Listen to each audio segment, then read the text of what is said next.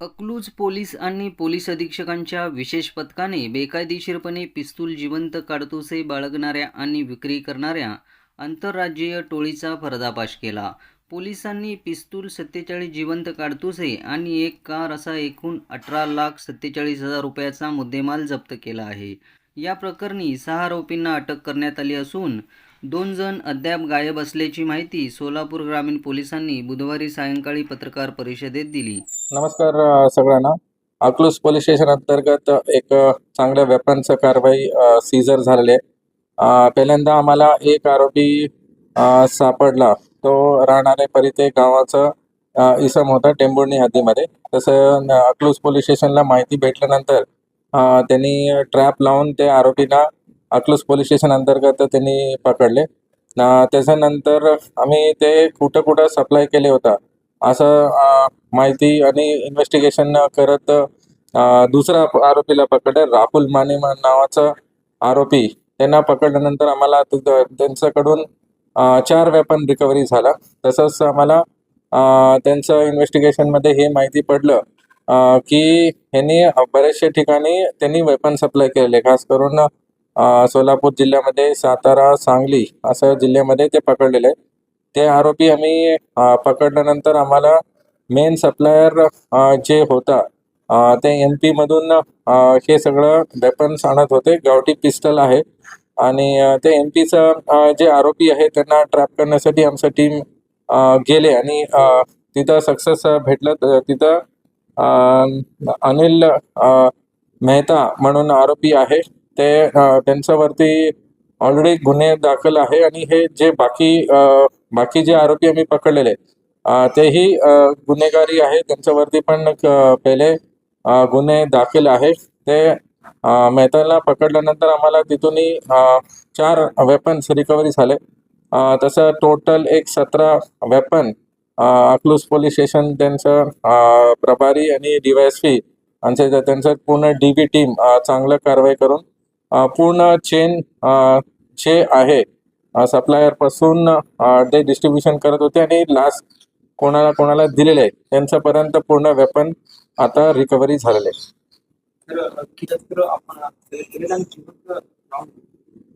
Total 17 शस्त्र आहे.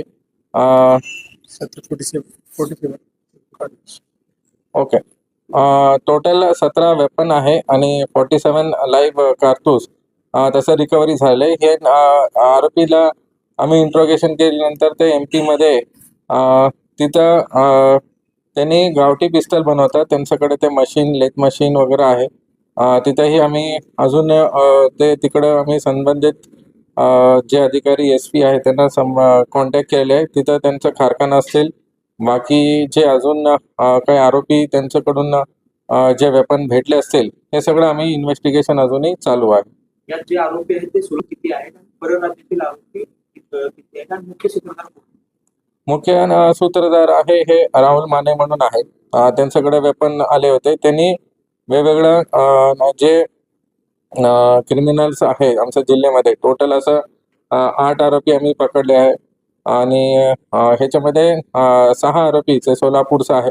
बाकी इतर जिल्ह्याचं पण काही नाव समोर येतात. त्यांनी इंट्रोगेशनमध्ये आज सांगितले की त्यांनी अजूनही वेपन्स मिरज असतील, नंतर सातारामध्ये काही गावामध्ये काही आरोपीकडे दिलेले आहेत असं माहिती येते. आता इन्व्हेस्टिगेशन पुढे अजूनही चालू असतील.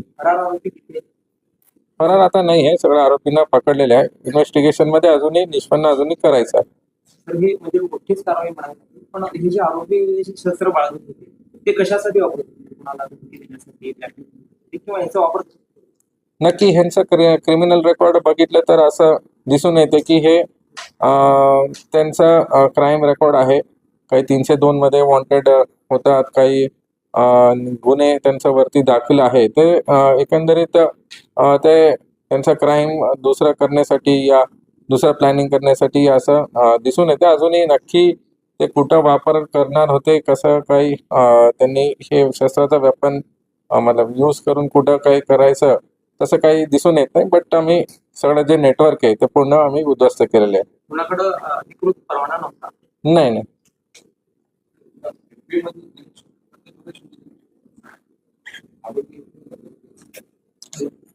7 नंबरचा आरोपी आहे अनिल मेहता.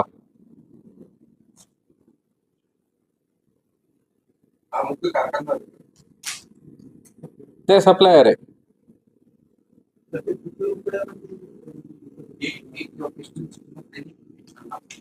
40 ते 50,000 असं एक किंमत वेगवेगळ्या लोकांना, काही लोकांना 40,000 मध्ये दिलेलं आहे, काही 50,000 असं त्यांनी दिलेलं आहे विथ राऊंड. त्यांचं रिक्वायरमेंट अनुसार, मतलब ते काही लोकांकडे 6 राऊंड होतं, काही 5 राऊंड होतं, असं त्यांनी सप्लाय केलेलं आहे. पुण्यातील जी कार आहे ती चोरलेली आहे व ते कार चोरलेले नाहीये त्यांनी. जे आरोपीकडे होते ते आम्ही निष्पन्न करून ते कार वगैरे ते जप्त केलेले आहे. बरोबर आहे.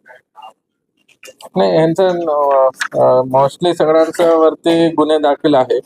काही पहिले आरोपी आहे त्याचा 302 दाखल आहे, आणि वॉन्टेड होता असा आरोपी आहे.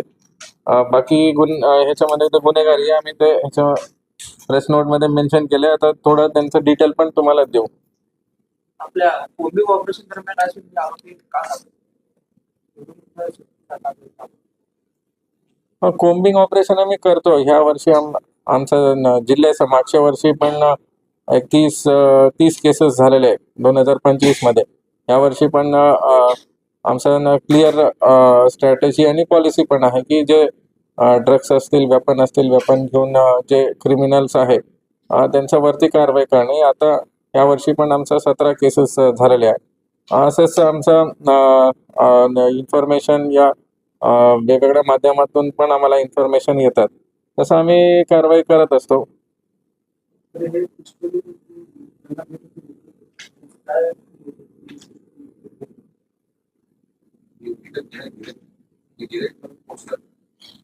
गिरायक आहे ना 3.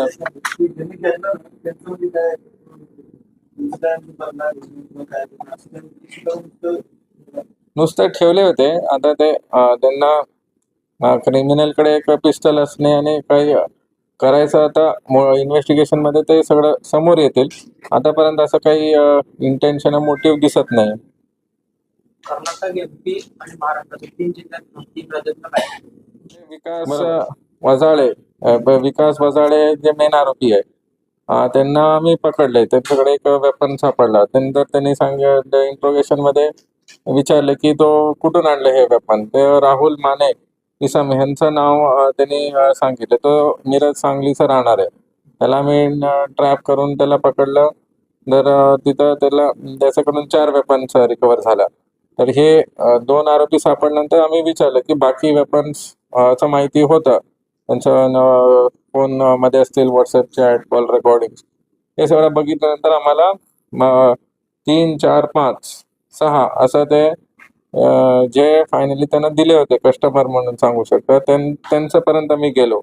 नंतर हे कुठून एक्झॅक्टली आलं आणि कोण सप्लाय करत होतं ते इन्व्हेस्टिगेशन करत हे मेहता आहे 7वा नंबरचा आरोपी. तो मध्य प्रदेशमध्ये धुळे बॉर्डरवरती आमचं टीम जाऊन कोऑर्डिनेशन करून ते परराज्याचं टीमचं मदत घेऊन ते त्यांच्याकडून पण वेपन रिकव्हरी करून त्यांना आणले. असं एक एकंदरीत पूर्ण नेटवर्क हे आम्ही क्रॅक केले.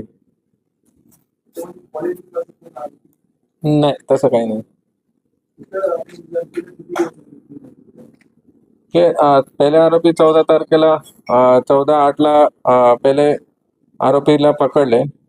नंतर एकंदरीत 5 दिवसाचा पूर्ण वर्कआउट आहे आणि टोटल 17 वेपन आणि 42 असं कार्ट्रेज रिकव्हरी झाले.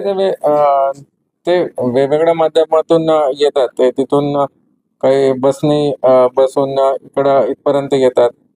ते डिमांड असते, तर सगळं एकत्र घेऊन येत नाही. तर 2 वेपन, 4 वेपन असं घेऊन येतात. नंतर जसं रिक्वायरमेंट वाढते तर तसं ते स्वतः तिकडून एमपीतून इकडे घेऊन येतात, डिलिव्हरी देतात.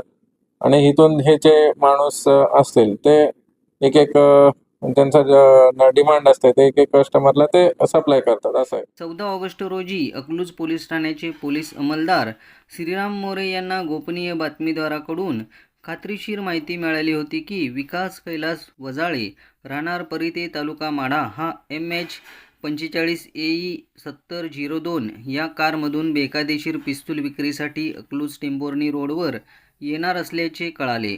उपविभागीय पोलीस अधिकारी संतोष वाळके व पोलीस निरीक्षक नीरज उबाळे यांच्या पथकाने सापळा रचून विकास वजाळे याला 2 पिस्तूल व 4 जिवंत काडतूसह ताब्यात घेतले. या प्रकरणाचा अधिक तपास सपोनी विक्रम साळुंके हे करीत आहे. ही कारवाई सोलापूर ग्रामीण पोलीस दलाच्या अकलूज विभागाने केली आहे.